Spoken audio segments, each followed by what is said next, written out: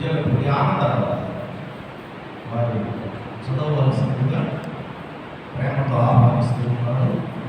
Mark సువార్త 11వ అధ్యాయం 12వ వచనం నుంచి 24వ వచనం వరకు ఉన్న లేఖన భాగాన్ని చదవవలసిందిగా ఆనందరావు గారిని కోరుకుంటున్నారు.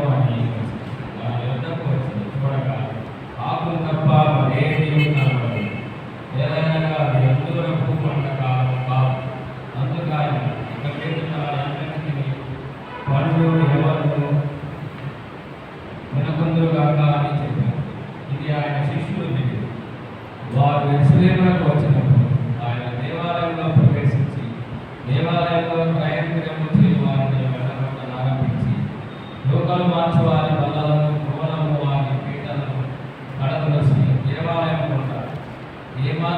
ఏ పాత్ర అయినో ఎవరికి తెలియదు అని వారిని బోధించు. నా మందిరము సమస్తమైన అర్హతలను ప్రార్థనా మందిరము అని వ్రాయబడలేదా? అయితే మీరు దానిని దొంగల గుహగా చేసినారు. శాస్త్రమును ప్రధానయాజకుడు ఆ మాట విని జన సమూహమంతయు ఆయన బోధనను గొప్పగా ఆశ్చర్యపడి చూసి ఆయనకు భయపడి ఆయన నేలాగన సంహరించుదుమా అని సమయం చూస్తుంది.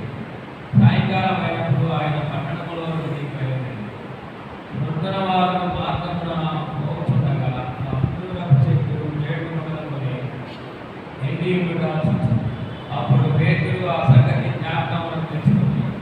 బోధకురాయను శపించిన ఈ అంజూరపు చెట్టు ఎండిపోయినని ఆయనతో చెప్పి అందుకు యేసు వారితో ఇట్లా, మీరు దేవుని యందు విశ్వాసం ఉంచుడి. ఎవడైనా ఈ కొండను చూసి నీవు ఎత్తబడి సముద్రంలో పడవేయబడమని చెప్పి తన మనసులో సందేహింపగా తాను చెప్పినది జరుగునని నమ్మిన ఎడల వాడు చెప్పినది జరుగునని మీతో నిశ్చయముగా చెప్తున్నాను. అందుచేత ప్రార్థన చేయనప్పుడు మీరు అడుగుతున్న వాటి మనలో పొంది ఉన్నామని నమ్మని అప్పుడు అవి మీకు కలుగునని మీతో చెప్తున్నాను. దేవుని పరిశుద్ధ వాక్యం మనకు ఆశీర్వదించుగాక. ఆమేన్. మంచిదండి. మోకరితో దేవునికి ప్రార్థించడం మోకరివాడు మీ స్థానంలో మోకరించవలసిందిగా కోరుకుంటున్నాను. మోకరి వారు మీ స్థానంలో కూర్చొని ప్రార్థించాలని కోరుకుంటున్నాను.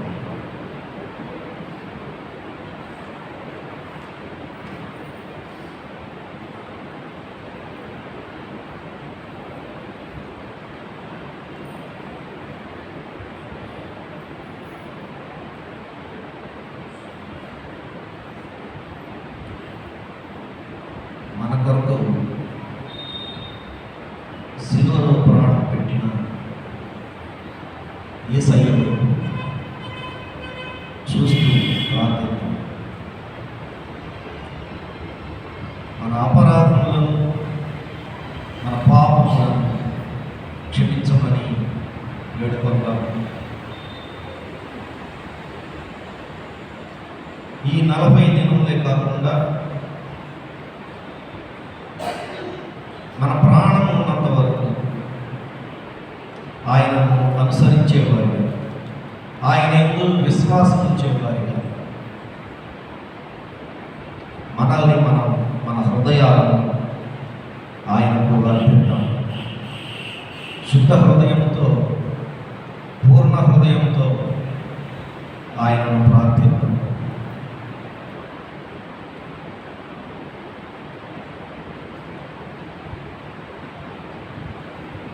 మన మధ్య ఉన్నటువంటి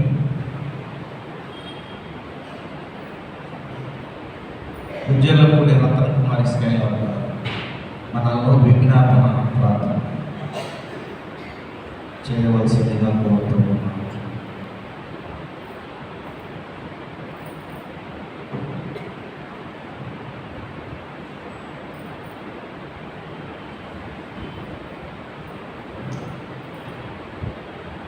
ప్రార్థన చేశాం.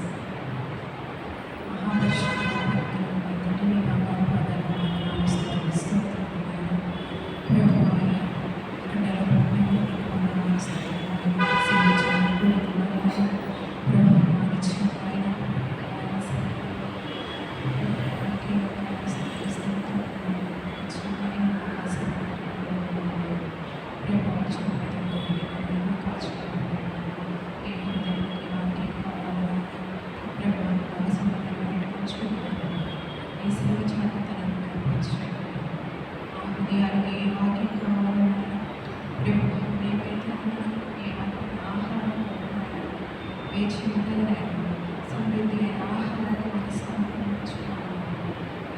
ప్రతి ఒక్క వీటినైనా ఏ ప్రభుత్వం వచ్చినప్పుడు ఆ ప్రభుత్వం తీసివేయమనైనా ప్రభు మాలో మేము ఆయాసపడిన ప్రభు తీసివేయమని ప్రభు మమ్మల్ని పాత్రలుగా చేసుకుని ఈ పాత్రలుగా మమ్మల్ని వాడుతున్నాము. ప్రభు మనకి ఇచ్చిన అవకాశాలను స్థితిని స్తోత్రం చేస్తాం. ప్రభు ఆత్మశాంతిని ఈ రాజ్యక్షేత్రాన్ని నీకే వందనాలు స్తుతులు స్తోత్రాలు చెల్లిస్తాం. యేసుక్రీస్తు నామములో ఆమేన్.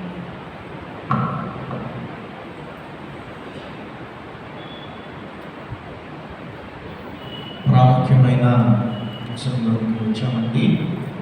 మధ్య ఈరోజు వాక్య ధ్యానం చేయడానికి సీఎం శతవార్షిక అవతరణ సంఘం నుంచి కాపరిగా ఈ స్వరూప్ కుమార్ గారు వారిని ప్రేమతో ఆహ్వానిస్తూ ఉన్నాను. మన చప్పట్ల ద్వారా వారిని ఆహ్వానిస్తాం.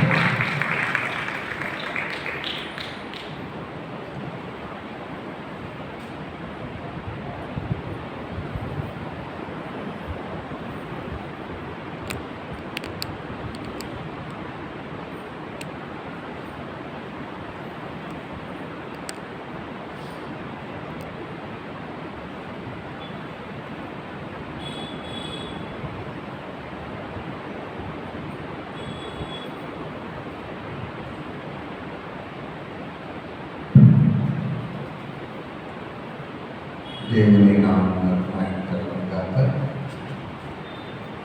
మన ప్రభువును రక్షకుడైన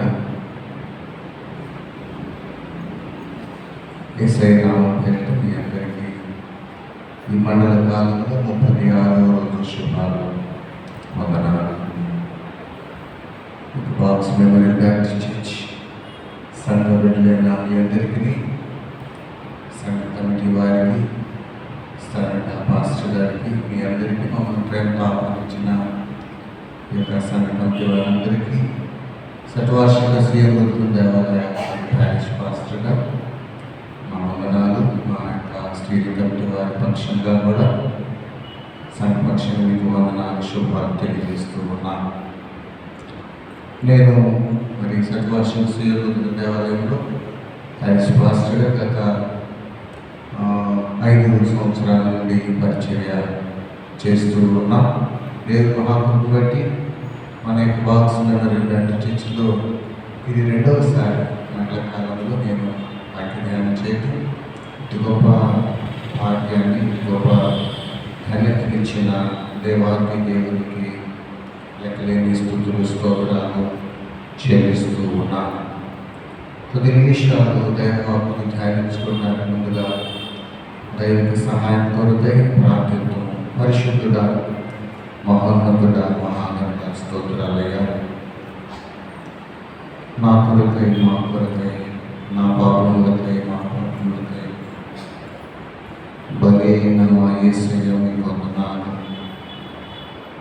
ఈ మండల కాలంలో హోలీ వీక్లో ప్రవేశించి ఉన్నాం. పరిశుద్ధ మంగళవారం ఆరాధన ఎత్తుదనగా మీరు తోడైనా పాటల ఆరాధనలో మీరు తోడే ఉన్నారు, ఆరాధనలో మీరు తోడే ఉన్నారు. మీకు స్తోత్రాలు తండ్రి. కొద్ది నిమిషాలు తండ్రి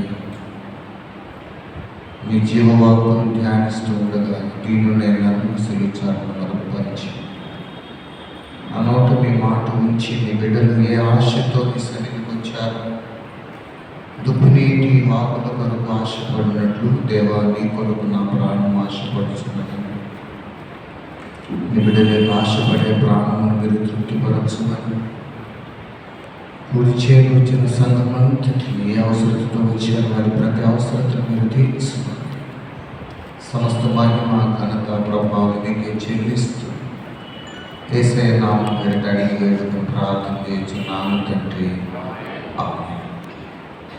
దేవుని బిడ్డలారా, ఈ మండల కాలం లేటెంట్ సీజన్లో మనం ఉన్నాం. ఆల్మోస్ట్ ముగింపులోకి వచ్చాం. జయోత్సవంతో పామ్ సండే ఆరాధన జరిగించుకున్నాం. హోలీ వీక్లో ప్రవేశించాం. ఇప్పుడున్న ప్రస్తుత పరిస్థితుల్లో మన యొక్క ప్రొటెస్టెంట్ సంఘాలన్నీ కూడా మండలకాల ధ్యానాలు జరిగిస్తూ ఉంటాం. 40 దినాలు ఎంతో భక్తి శ్రద్ధలతో ఉపవసించి కన్నీటి ప్రార్థనలతో విజ్ఞాపన ప్రార్థనలతో మరి ఎక్కువగా ప్రార్థన విజ్ఞాపన ద్వారా ఆయనతో సహవసిస్తూ ఆయన మన కొరకై చేసిన త్యాగాన్ని గుర్తు చేసుకుంటూ ఎంతగానో దేవునిలో చిగురించేటువంటి కాలం, ఆయనకు మరి ఎక్కువ సమీపస్తులుగా జీవించేటువంటి కాలం ఈ మండల కాలం. అయితే ప్రస్తుత దినాల్లో అసలు ఈ లెంటు అనేటువంటి పదం బైబిల్లో ఉందా అనే ప్రశ్న మన అందరి ముందు ఉంటాం. లెంట్ అనే పదం బైబిల్లో లేదు. ఇది ఆచారం. ఇది ఆచారంగా చాలా సంఘాలు పాటిస్తున్నారు. శ్రమల కాలం, ఎవరికి శ్రమల కాలం? దేవుని బిడ్డలారా, ఈ మండల కాలం, ఈ లేఖనాలు, ఈ చరిత్ర నేను మీరు ఏర్పాటు చేసింది కాదు. ఆదిమ క్రైస్తవ సంఘం మిషనరీలు, సంఘ పితరులు ఏర్పాటు చేశారండి. బైబిల్లో ప్రతి దానికి నా మాటలో లేదా మరొక దైవజనుడి మాటలో మరొకరి మాటలో యూట్యూబ్లో ఎవరో చెప్పిన మాటలు కాదు. మనకు బైబిలే ప్రతిదానికి ఆధారం. అడ్వెంట్ అనే మాట బైబిల్లో ఉందా, క్రిస్మస్ అనే మాట బైబిల్లో ఉందా, ఇలా అనేక రకాలైన చెప్పి సంఘాలని గలివిని చేసేవారు కూడా ప్రస్తుత దినాలు లేకపోలేదు. ఈ లెంట్ అనేది ఎందుకు చేస్తున్నారని ఎవరైనా మన ప్రశ్న ఎందుకు పాటిస్తున్నారు, ఎలా పాటిస్తున్నారు అనేటువంటిది అది సెకండ్ థింగ్, తర్వాత చెప్తాను. అసలు లెంట్ అనేది ఎందుకు పాటించాలి ఒకసారి మీకు ఈ లేఖనాన్ని చూపించి మనం ముందుకు వెళ్దాం. అపోస్తులైనటువంటి పౌలు తిమోతికి రాసినటువంటి 2వ పత్రిక, అపోస్తులైన పౌలు తిమోతికి రాసిన 2వ పత్రిక ఒకసారి చూద్దామండి. 2 తిమోతి చాప్టర్ 2 వర్స్ 8, 8వ వచనం ఒకసారి చూద్దాం. నా స్వార్థ ప్రకారం థ్యాంక్ యూ. చదవండి. నా సువార్త ప్రకారం దావీదు సంతానములో పుట్టి మృతులలో నుండి లేచిన యేసుక్రీస్తును జ్ఞాపకము చేసుకొనుము. మృతులలో నుండి లేచిన యేసుక్రీస్తును జ్ఞాపకము చేసుకొనుము. చక్కగా అండర్లైన్ చేసుకుంటే 2 తిమోతి 2:8. మనం ఏం చేస్తున్నాం? మండల కాలం అడ్వెంట్ ఆరాధనలు ఏం చేస్తున్నాం? ఆయన పుట్టుకను మనం జ్ఞాపకం. దావీదు సంతానంలో పుట్టి, నా స్వార్థ ప్రకారం దావీదు సంతానములు పుట్టి ఇప్పుడు ఏం చేస్తున్నాం? మృతులలో నుండి లేచిన యేసుక్రీస్తును జ్ఞాపకము చేసుకొను. అపోస్తులైన పౌలు తిమోతికి రాస్తున్న 2వ పత్రిక ద్వారా ఈ ప్రాముఖ్యమైన, ఎందుకంటే ఇట్లాంటి మాటలు వస్తే తెలిసేమో దేవుడు గొప్పవాడు కాబట్టి రాయించిన గొప్ప సత్యం వాళ్ళకి రిఫరెన్స్ చూపించండి. మనం ఏం చేస్తున్నాం? అడ్వెంట్ కాలంలో క్రిస్మస్ దినాల్లో ఆయన క్రీస్తు పుట్టుకను మనం జ్ఞాపకం చేసుకుంటూ ఆధ్యాత్మికంగా ఎదుగుతున్నాం. రెండవదిగా మరి మృతులలో నుండి లేచిన యేసు క్రీస్తును జ్ఞాపకము చేసు. దేవుని బిడ్డలారా, మన శ్రమల కాలం అనేటువంటిది లేకపోతే without suffering there is no salvation to anybody. మీరు మండల కాలాన్ని మీరు పాటించకపోతే ఆదివారాన్ని ఎలా పాటిస్తారు? వితౌట్ క్రూసిఫిక్షన్ సండే ఎక్కడి నుంచి వచ్చిందండి? పునరుద్ధానం ద్వారా ఆయన శ్రమపడి మరణించి ఆయన పునరుద్ధానమై తిరిగి లేవడం ద్వారా ఈస్టర్ పండుగ పర్వదినం ద్వారా పునరుద్ధానం మారి మూలం ఫండమెంటల్ లేకుండా తర్వాత ఎలాగ ఉంటుందండి పరిస్థితి? దేవుని బిడ్డలారా, మన సంఘం ఉంది, సంఘ పితరులు ఉంటారు, వాళ్ళ సేవలు ఉంటాయి. ఇప్పుడు మనం ఉన్నాం, నెక్స్ట్ కొత్త తరం ఉంటుంది. దేవుని బిడ్డలారా, ఈ జనరేషన్స్ మనం మారిపోతాం, కానీ వాక్యం సత్యం. దేవుని బిడ్డలారా, God is God and hour God is truth. సత్యమైన దేవుడు. అందుకనే he shall know the truth and the truth shall set you free. సత్యాన్ని తెలుసుకోవాలి. ఎంత దినాల్లో సత్యం అనేది తెలుసుకోకుండా ఒక్క మాటను కొట్టుకొని ఆ ఒక్క మాటను కొట్టుకొని ఊగిసలాడేవాడు లేకపోతే ఈ 40 రోజులు ఉపవాసం ఉంటారు, ఈ 40 రోజులు ఎక్కువ ప్రార్థన చేస్తారు, 41వ రోజు ఏంటి అంటారు. What about 41 day? ఏమంటే ఒక ఫ్యామిలీలో 4 ఉన్నామండి, 5 ఉన్నారు, ఇంకా వెనక్కెత్తి 10 మంది ఒకే రకంగా ఉన్నారు. ఒక కుటుంబంలో 10 మంది ఒక తల్లి కట్టుకుని పుడితే 10 మంది అయ్యే సాక్షులు అవుతారా? 4 ఉంటే 4 పెద్ద పెద్ద ఆఫీసులు అవుతారా? ఒక ఫ్యామిలీలోనే ఇన్ని రకాలైన పరిస్థితి. సార్వత్రిక సంఘం అంటే కొన్ని లోటుపాట్లు ప్రతి ఒక్క వ్యక్తిలో ఉండకపోవచ్చు, ఉండొచ్చు. అయితే సరి చేసుకునేటువంటి కాదు. అసలు అది హెచ్చరిక చేయడానికి who is the righteous person in this world? Bible ఏం చెబుతుంది? నీతిమంతుడు లేడు. అసలు మనం సరి చేసుకునే ముందు నా గంటలో ఉన్న దూలాన్ని తీసేసుకోవాలి. ఎదురు గంటలో నడిచి మనం చూడటం ఏంటి? ఈ సంఘాలు ఏమైపోయినాయి? ఎలాగా లేట్ కాదు లేదని చెప్పేవాళ్ళు. ప్రేదేవుని వీళ్ళకి చాలా ఆశీర్వాదకర దినాలని మండలకాల ప్రార్థనలో ప్రార్థించి సంఘం ఎంతగానో అభివృద్ధి చెందడం, ఎన్నో అద్భుత కార్యాలు, ఎన్నో ఆశ్చర్య కార్యాలు ఈ మండల కాలం జరుగుతాయి. ఎందుకంటే ఇవి ప్రత్యేకించబడిన రోమన్ క్యాథలిక్ వాళ్ళకి ఏమంటారంటే తపస్సు కాలం. తపస్సు చేస్తే ఇక ఏ ఆలోచన, ఇక మన తపస్సు ఏంటంటే క్రాస్, శిలువలో వేలాడుతున్న యేసుని మనం చూస్తూ మన యొక్క ధ్యానం, మన ప్రార్థన పాటలు, మన ధ్యానం అంతా శిలువపై. కనుక ఇవి చాలా మనందరికీ ఆశీర్వాదకర దినాలు. దేవుని బిడ్డలారా, ఈ 40 దినాలు 40 మంది మన సంఘ బిడ్డలు, దైవజనులు ఈ వాక్యాల ద్వారా మనకు తెలిసిన విషయాలు కానీ వీటి ద్వారా కొంచెం సరి చేసుకుని ఇంకా ఆధ్యాత్మికంగా ఎదగటానికి ఈ ఆరాధనలు మనకు ఎంతగానో ఉపయోగపడుతుంది. ఒకవేళ లేవు, అసలు ఎవరైనా ఖాళీ ఉండేవాళ్ళు ఉన్నారండి ఈ రోజుల్లో? ఇంత ఎల్కేజీ స్టూడెంట్ దగ్గర నుంచి ఎవరైనా అసలు ఒక ఇంట్లో 4 కలిసి కూర్చున్నామండి, ఒక అరగంట కలిసి కూర్చున్నావా? ఎవరి నుంచి వాళ్ళది, ఎవరి రూమ్లోకి వాళ్ళు వెళ్ళిపోతాం, ఎవరి ఫోన్ వాళ్ళు తీసుకుంటాం, అసలు ఖాళీ ఉండదా? సో అంత బిజీ రోజులు. కానీ ఈ ప్రార్థనల ద్వారా మా దేవుని వెళ్ళారా ఆయనకు సమీపస్తులుగా పరిశుద్ధ సన్నిధిలో చేరి సంఘ సహవాసంలో ఆధ్యాత్మికంగా ఎదగటానికి మండల కాలం మనకి ఎంతగానో ఉపయోగపడుతుంది. నా ప్రియ దేవుని బిడ్డలారా, ఈ దినమున మరి ఇవ్వబడిన అంశాల్లో మనం చూస్తే హోలీ వీక్లో ఎన్నోటువంటి సంఘటనలు జరిగినాయండి. మరి మన యొక్క టెక్స్ట్ ఈరోజు ఇవ్వబడినటువంటి మార్కు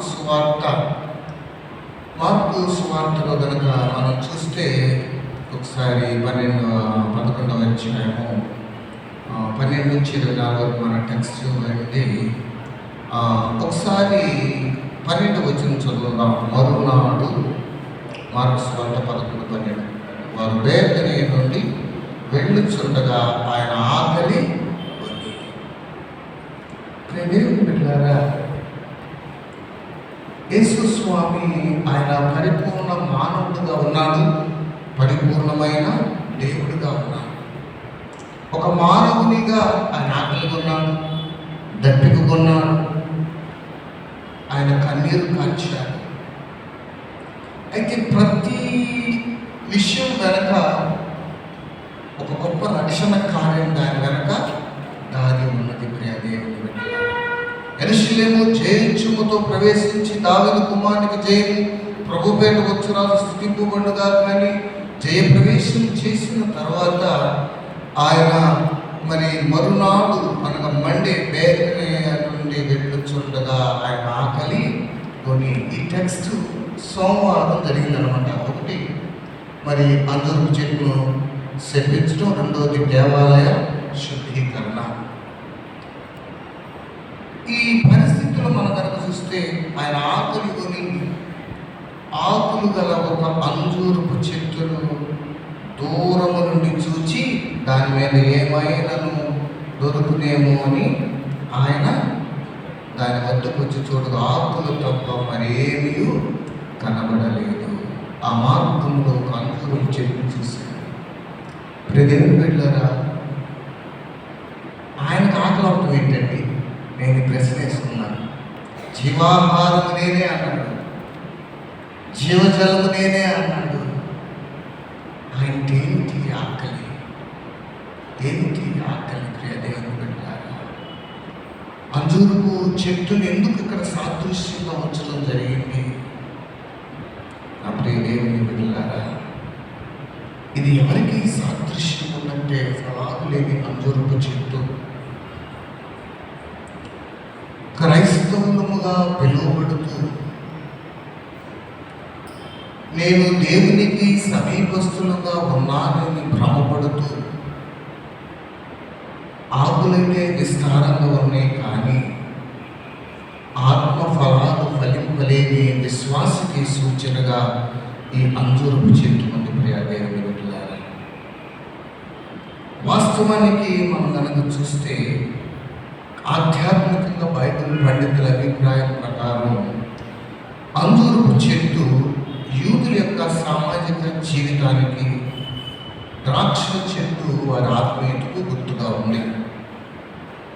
ప్రతి ఒక్క ఇంటి దగ్గర ఆల్మోస్ట్ ఆ అంజూరపు చెట్టు మన ఇళ్ళ దగ్గర ఈ జామ చెట్టు, ఈ మామిడి చెట్టు ఎలా కామన్గా ఉన్నాయో పాలస్తీనా యూదుల గృహాల యొక్క ఆల్మోస్ట్ ఆ అంజూరపు చెట్టు, ద్రాక్ష చెట్లు ఉంటాయి. చాలా సందర్భాల్లో కూడా దేవుడు ద్రాక్ష వల్లిని నేను, తీగలు మీరు, ఇవి చెప్పడానికి గల కారణం ఏంటంటే వాళ్ళు కళ్ళ ఎదురుగా చూస్తూ ఉంటారు. కాబట్టి మనం కళ్ళ ఎదుట చాలామంది ఒక మీడియా ద్వారా చూపిస్తూ చెప్తారు. ఒక ఇలస్ట్రేషన్ కనుక ఒక స్క్రీన్ మీద చూపిస్తే ఇక మీకు బాగా అర్థమైంది. నేను అందరూ చెట్టు అంటున్నాను, అందరూ చెట్టు అనగా అందరూ చెట్టు చూపిస్తే ఆకులు అవన్నీ మీకు బాగా అర్థమవుతాయి.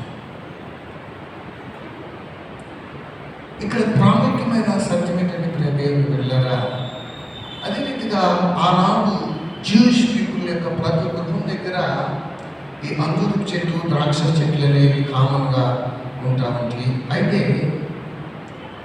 ఇక్కడ ఉన్నటువంటి ఆధ్యాత్మికమైన సత్యం ఏంటంటే దేవుడు ఎవరిని కూడా శపించలేండి. వాస్తవానికి ఒక చెట్టు సైంటిఫికల్గా ఫలించాలి అంటే ఆకులు ఉండాలి. ఆకులు ఉంటే ఏం జరుగుతుందంటే ఫోటోసింథసిస్ జరగాలి. ఫోటోసింథసిస్ అంటే కిరణజన్య సంక్రియ జరగాలి. ఫోటోసింథసిస్ జరగకపోతే పుష్పాలు రావు, పుష్పాలు వస్తేనే ఫలాలు వస్తాయి. వాస్తవానికి ఈ అంజూరపు చెట్టు ఆకులు ఉన్నాయంటే దీనిలో 2 కాపులు కాస్తాయి అంట. మొదటి కాపు ఏంటంటే అది వ్యాపారానికి, వర్తకానికి పనికిరాడు. జస్ట్ చిన్న కాయలు ఆకు కింద ఉంది. అవి రోడ్డును పోయే బాటసారులు ఎవరైనా ఆకులు కొంటే తినడానికి ఆ పంటను వదిలేసేవాళ్ళు అంట. మనం వెళ్తూ ఉంటాం. ఈ సమ్మర్ సీజన్లో పల్లె సీమలో పెడితే రోడ్డు పక్కన తాడి చెట్లు ఇవన్నీ ఉంటే అందరూ ఫ్రీగానే కోస్తారు, కాయలు మనకైనా ఇస్తారు. ఆ రోడ్డు పక్కన ఉన్నది కూడా ఫ్రీగానే అందరూ హ్యాపీగా తినేస్తారు. అవి బాటసార్లు వెళ్ళే వారికి ఆ మొదటి పంటను వదిలేస్తారు. రెండో వచ్చేటువంటి క్రాప్ అది వర్తక వాణిజ్యానికి చాలా విలువైనది. మెడికల్ వాల్యూ అంజూరు పండు అప్పటికి ఇప్పటికి కూడా so cost and it has so medical values. చాలా విలువైన పంట.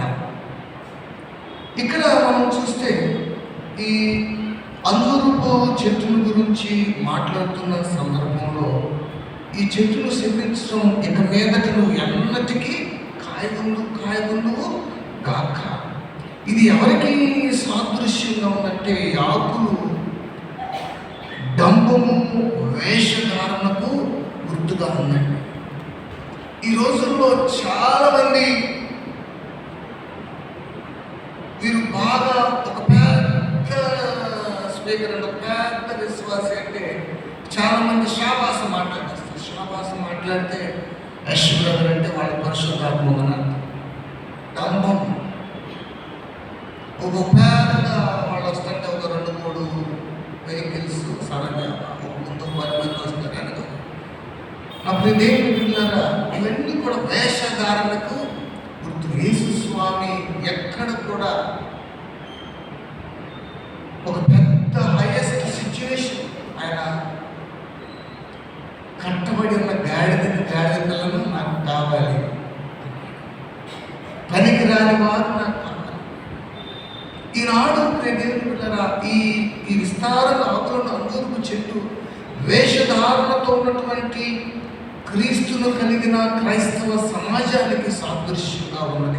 దేవుని పిల్లరా, పైకి కనపడతారు కానీ ఫలాలు లేని జీవితం. ఫలాలు means not in the same of fertility. ఆత్మ ఫలాలు ఫలింపలేనిటువంటి పరిస్థితికి దేవుని పిల్లరా. ఒకసారి మనం చూస్తే 2 తిమోతి అపోస్తలుడైన పౌలు తిమోతికి రాసిన 2వ పత్రిక ఒకసారి చూద్దామండి. తిమోతికి రాసిన 2వ పత్రిక చూద్దాం ఒకసారి. తిమోతికి రాసిన 2వ పత్రిక 3వ అధ్యాయం ఒకసారి 5వ వచనం చదవండమ్మా. పైకి భక్తి గలవారి వలె ఉండి శక్తిని ఆశ్రయించిన వారిని ఇందురు ఇంటి వారికి విముఖుడవై దేవుని శక్తి పైకేమో భక్తి గలవారు వాళ్ళ ఉంటూ దేవుని శక్తిని ఆశ్రయించుకున్నారు. ఇప్పుడు చాలా మంది ఆ ప్రీచర్స్లు కూడా దేవుని శక్తిని పొందుకున్నారు. సిలువను గురించిన వార్త నశించుకోవాలకేమో వెనుకన ఉంటుంది, రక్షించబడుతున్న మనకేమో అది దేవుని. చాలా మంది పైకి భక్తి గలవారు వాళ్ళు ఉంటున్నారు కానీ దాని శక్తిని ఆశ్రయించిన వారే ఇటు వారికి విముఖుడనే. సిలువ విలువ తెలియక సిలువకు శత్రువులుగా అంటే క్రీస్తును కలిగి ఉన్నవారుగా పైకి భక్తి గలవారుగా కనపడుతూ అనేక లేఖనాలు దేవుని వెళ్ళారా. మత్తయి సువార్తలో కూడా చూస్తే పరిశుద్ధుడైన మత్తయి రాసిన సువార్త 15వ అధ్యాయం. మత్తయి రాసిన సువార్త 15వ అధ్యాయం ఒకసారి చూద్దాం. 15వ అధ్యాయం ఒకసారి 7 నుండి 9 వచనాలు మనం చూస్తే ఈ ప్రజలు తమ పెదవులతో నన్ను కనపరుచుతారు కానీ వారి హృదయం నాకు దూరంగా ఉన్నది. మనుషులు కల్పించిన పద్ధతులు దైవోపదేశమైన బోధించుచు వారిని వ్యర్థముగా పెదవులతో నన్ను కనపరుచుతారు కానీ వారి హృదయము నాకు దూరముగా. మనుషులు పై రూపాన్ని లక్ష్య పెడతారండి. పెదవులతో ప్రభువా అని అంటారు. ఆత్మఫలాలు లేని వారి హృదయము నాకు దూరముగా. ఇక్కడ దేవుని సన్నిధులు ఎంత ఆత్మీయంగా ఆధ్యాత్మికంగా ఎదుగుతూ ఉంటామో inside the church the same life should follow in family life. ఎంతో స్పిరిచువల్గా మనం నర్సింగ్ చేస్తాము, మన ఉద్యోగం చేసేస్తాము, మన సొసైటీలో మన సమాజంలో ఎక్కడి వరకే కాదు. కానీ నా ప్రియ దేవుని వెళ్ళారా, ఇదిగో ఇతరులు మనం విమర్శిస్తున్నట్టుగా ఈ మండల కాలంలోనే కాదు కానీ మన జీవిత పర్యంతము మన హృదయం ఆయనకు సమీపస్తులు ఉండాలి. మన హృదయము సిలువకు శత్రువులుగా కాకుండా సిలువకు మిత్రులుగా, లేదంటే చీల్చుట చిగుర్చుట మోడు బారిన జీవితాలను చిగురింపు చేసేటువంటి దేవుడు కనుక నా ప్రియ దేవుని బిడ్డలారా, ఇదిగో దేవుని యొక్క వాక్యము ఈ ప్రజలు ఒక భయంకర వేషకారులారా, ఎంత భయంకరమైన మాట అండి. వేషకారులారా అంటే వీళ్ళ పైకి తమ పెదవులతో నన్ను కనపరచుతుంది, కానీ హృదయము నాకు దూరముగా. మన హృదయం ఆయనకి ఎంత ఆధ్యాత్మికంగా మహాపత్రికలు క్రీడా నువ్వు ఎదుగుతున్న ప్రకారం అన్ని విషయంలో సౌఖ్యం ఉన్నట్లు నువ్వు ఆత్మలో వర్ధిల్లాలి. మనం అన్ని విషయాల్లో సౌఖ్యంగా ఉండాలి అంటే మన హృదయం ఎలాగో ఉన్నది, ఆధ్యాత్మిక స్థితి ఎలా ఉన్నదో మనము పరీక్షించుకోవాలి. ప్రియ దేవుని బిడ్డలారా, ఈ చెట్టు ఇదిగో విశ్వాసికి, ఇదిగో మనిషి ఎప్పుడు కూడా ఫలించేటువంటి వ్యక్తిగా ఉండాలి. ప్రియ దేవుని బిడ్డలారా, ఆత్మ ఫలాలు ఫలించేటువంటి వారుగా ఉండాలి. వాస్తవానికి ఉన్నటువంటి టెక్స్ట్లో మాట ఉంటుంది, వాస్తవానికి అది ఫలాలు ఫలించేటువంటి కాలము కాదు. మరి ఎందుకని దేవునికి అంత కోపం వచ్చింది అసలు? దేవుని బిడ్డలారా, దాని గురించి ధ్యానం చేస్తే చాలా సందర్భాలు ఉన్నాయి, కానీ ఇక్కడ ముఖ్యంగా ఆయన ఉద్దేశం ఏంటంటే ఆత్మ ఫలాలు ఫలించని విశ్వాసి జీవితానికి ఈ అంజూరపు చెట్టు సాదృశ్యంగా ఉన్నది. ప్రియ దేవుని బిడ్డలారా, నులువెచ్చని స్థితి జీవితానికి, ఆకులైతే పచ్చగా ఉంది కానీ ఫలాలు లేని పరిస్థితి. ప్రియ దేవుని బిడ్డలారా, దేవుని యొక్క వాక్యం ఇంకా ఆధ్యాత్మికంగా మనం ముందుకు వెళ్ళినట్లయితే నువ్వు ఏ పరిస్థితుల్లో ఉన్నా కానీ దేవుని స్తుతించేవారిగా, దేవునికి ఘనపరిచేవారిగా, ఆత్మఫలాలు ఫలించేటువంటి వ్యక్తిగా ఉండాలని దేవుని యొక్క ఉద్దేశం. యోగభక్తుడు అంటాడు, దేవుని వల్ల మేము దేవుని అనుభవించడమా, కీడును అనుభవింప తగ్గదా. అప్పుడే దేవుని బిడ్డలారా,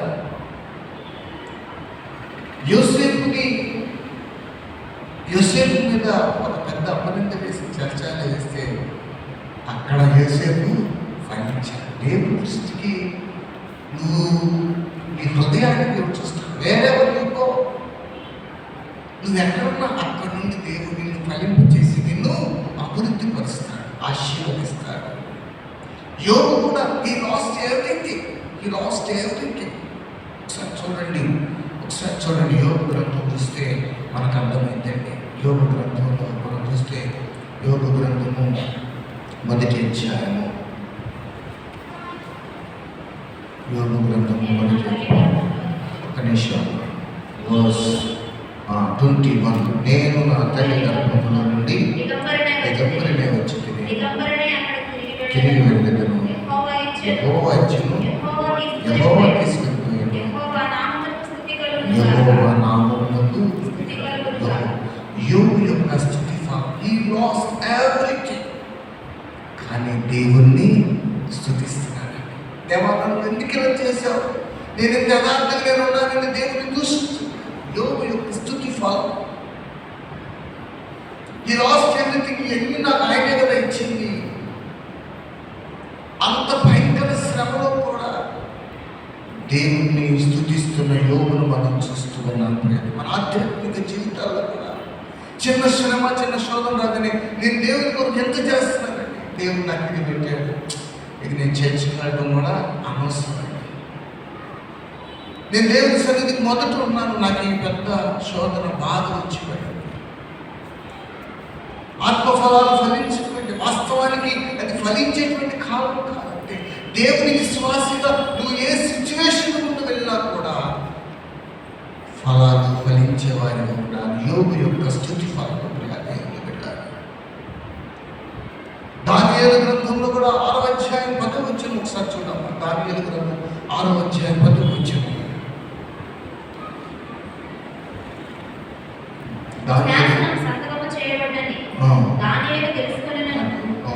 అతడు తన ఇంటికి వెళ్ళి యథాప్రకారముగా అనుదినము కుమారు మొక్కలుని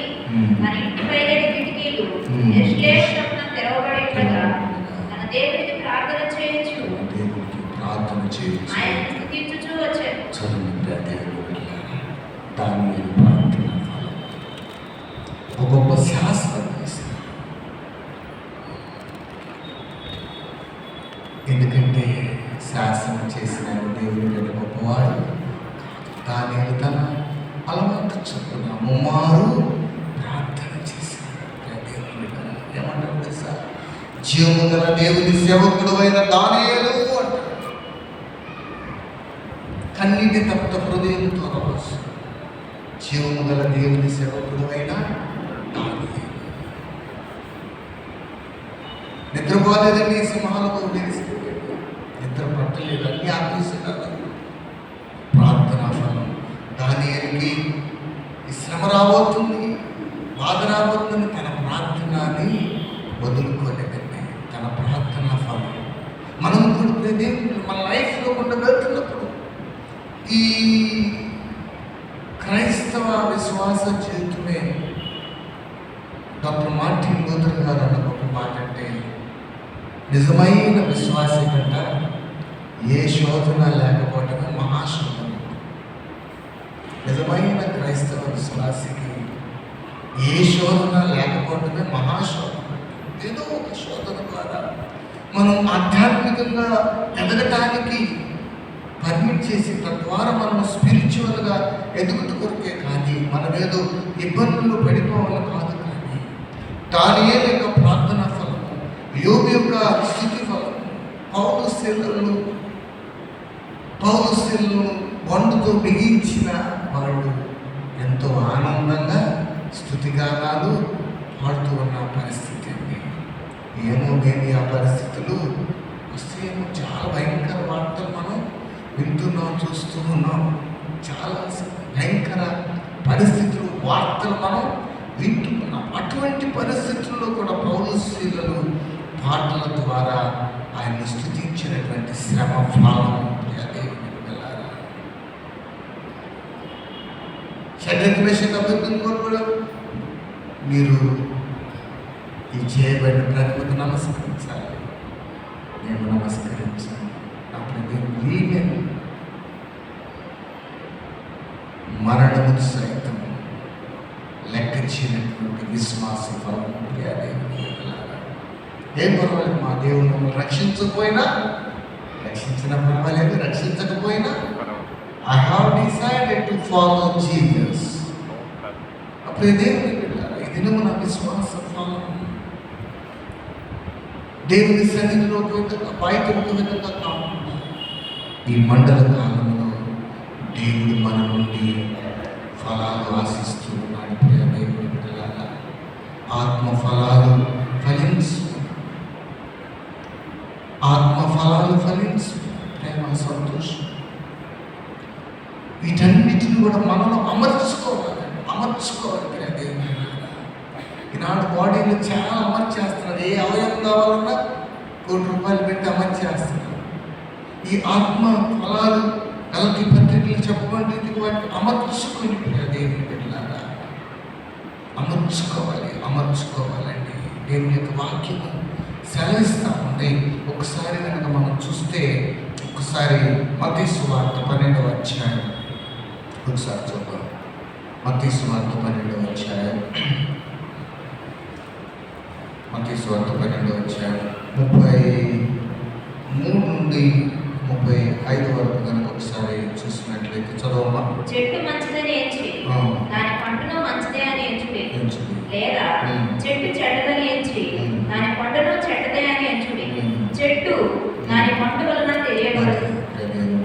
చెట్టు దాని పండు వలన. దేవుని బిడ్డగా నువ్వు ఆత్మ ఫలాలు ఫలిస్తావంటే ఇదిగో మన నుండి వచ్చేటువంటి ఆధ్యాత్మిక లైఫ్ స్టైల్ ద్వారా తెలియబడుతుంది. కాబట్టి 34 వచ్చిన అంటున్నాడు, సర్ప సంతానమా మీరు చెడ్డవారికి ఎలాగో మంచి మాటలు వాళ్ళకు హృదయం మందు నిండి ఉన్న దానిని బట్టి నోరు మాట్లాడును.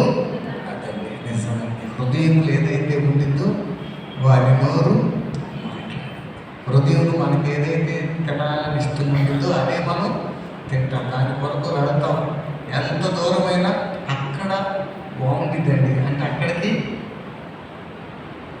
ఎంత శ్రమ పడినా అక్కడ బాగుంటుంది బిర్యానీ. అక్కడికి మనం ఎంత కష్టపడినా వెళ్తాం. హృదయం నిండి ఉన్న దానిని బట్టి నోరు మాట్లాడుతుంది. సజ్జనుడు తన మంచి ధననిధిలో నుండి సద్విషయం తెచ్చును, దుర్జనుడు తన చెడ్డదనం నుండి దుర్విషయములు తెలుసు.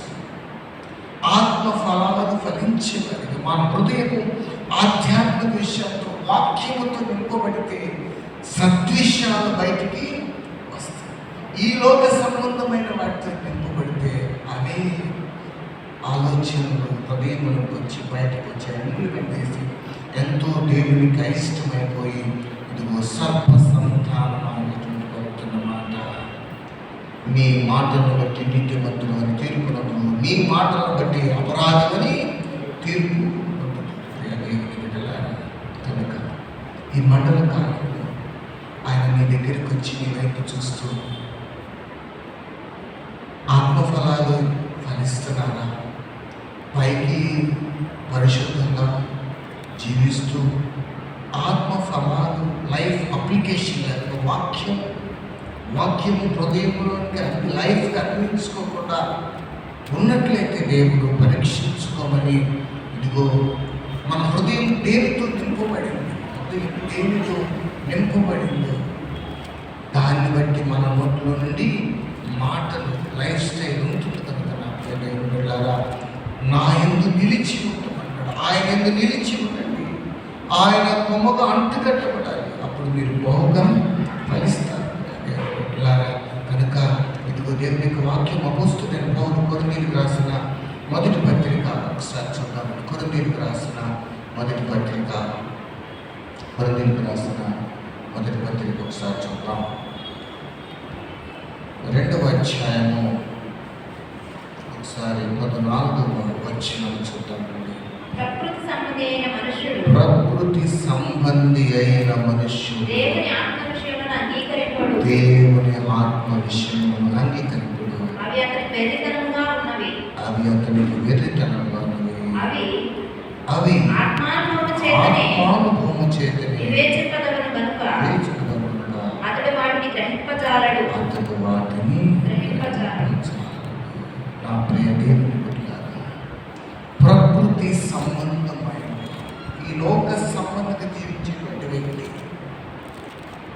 ఈ ఆధ్యాత్మిక పరమైన దేవుని ఆత్మ విషయాల్ని అంగీకరించాలి. ఆయన ఇంతే చెప్తారు.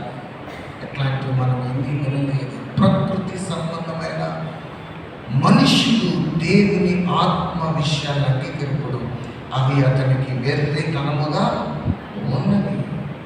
అవి ఆత్మానుభవం చేతి వేపుతుంటాయి. వాటిని గ్రహింప ఇంకా ప్రకృతి సంబంధమైన ఈ లోక సంబంధమైన మునిగిపోయి ఈ లోక సంబంధమైన వాటిని మునిగిపోయి కొంతమందికి ఈరోజు సండే రానిది కూడా మాకు గుర్తు లేదనేటువంటి పరిస్థితుల్లో, ఎందుకంటే గ్లోబలైజేషన్ అలాగైపోయి వీకెండ్స్ ఉన్నటువంటి ఎడ్యుకేషన్ సిస్టమ్ ఇవన్నీ కూడా ఏం చేస్తుంటే దేవుని సన్నిధికి సంఘాన్ని దూరం చేసినటువంటి టెక్నాలజీ డెవలప్ అయిపోతుంది. అప్పుడే ప్రకృతి సంబంధమైన వాడు దైవిక సంబంధమైన విషయాలు, ఆత్మ సంబంధమైన విషయాలని అంగీకరించాలి. కనుక మన హృదయం దేవునితో నింపబడి పరీక్షించుకొని ఈ దినమున దేవుడు మన నుండి ఫలాలు ఆశిస్తున్నాడు. అయితే మరి మా తెలుగు పదిన ఫలం అనే ప్రతి చెట్టు నరికి వేయబడి అగ్నిలో ఏ ఒక్కరు నశించిపోవడం దేవుని ఇష్టం కాదు. ఇప్పుడు సజీవులుగా మనం ఉన్నామంటే అది దేవుని కృప కనుక ఇదే వ్యక్తులు అనుభవిస్తాం. ఈ మండల కాలంలో ఆయనకు సమీపస్తులది ఇంకా రక్షణ అనుభవం లేకపోతే తండ్రి కుమార పరిశుద్ధాత్మ నామములో రక్షణ అనుభవం పొంది ఆయనకు సమీపస్తులుగా ఆయనతో ఆయన వాక్యం ద్వారా ఆయనతో అంటుకట్టుబడి ఆయన వాక్యపు వెలుగులో పయనిస్తూ నా ప్రియ దేవుని బిడ్డలారా, we preach Christ resurrected, పునరుత్థానుడైన క్రీస్తును మేము ప్రకటిస్తున్నాం, కలిగి ఉన్నామని మన ఆధ్యాత్మిక జీవితాల ద్వారా, మన జీవిత విధానం ద్వారా క్రీస్తు తెలియని అన్యులకు క్రీస్తును మనం లోకానికి చూపిస్తూ ఆత్మఫలాలు ఫలించేవారిగా మనం ఆధ్యాత్మికంగా సిద్ధపడదాం. అట్టి కృప మనందరికీ తోడై చిన్న ప్రార్థన చేస్తున్నామండి. ఒక నిమిషం ప్రార్థన చేస్తున్నాను. నిజమే, నేనెంతో క్రైస్తవునిగా దేవుని బిడ్డగా ఉన్నాను, కానీ దేవా ఒకవేళ అపరాధమైన ఆకులతో నేను ఆత్మఫలాలు ఫలించలేను. ఒక నిమిషం పరీక్షించుకోండి. అపరాధములని ఆకులతో అలరారుచున్నారా, అంజూరా చెట్టు వలె అందముగా ఉన్నావా, అంజూరా చెట్టు వలె అందముగా నున్నావా, అపరాధములని ఆకులతో అపరాధములని ఆకులతో అలరారుచున్నావా. తండ్రి స్తోత్రాలు. ఒకవేళ మాకు ఇష్టమైన తీసివేసి మీరు ఆత్మఫలాలు ఫలించుతారు. మీకు సమీపస్తున్నారు. మీ సిలువ నీరు కలవరి మార్పుని ప్రయాణిస్తూ మా ఆధ్యాత్మిక జీవితాలు కొనసాగించడానికి మీ సహాయం సంఘమంతటికి మాకు తెచ్చారు. యేసునామములో ప్రార్థిస్తున్నాను. మరొకసారి మంచి అవకాశం ఇచ్చినటువంటి బాక్స్మెన్ ప్రేమ చేసుకుంటున్నాను. నా పక్షంగా మా యొక్క సేవనైన జీవనం చేసి స్టీరింగ్ కమిటీ కన్వీనర్ గారు శ్రీ కె ప్రసాద్ గారి పక్షంగా, స్టీరింగ్ కమిటీ వారు మా సంఘమంతటి పక్షంగా మీకు నిండు హృదయపూర్వక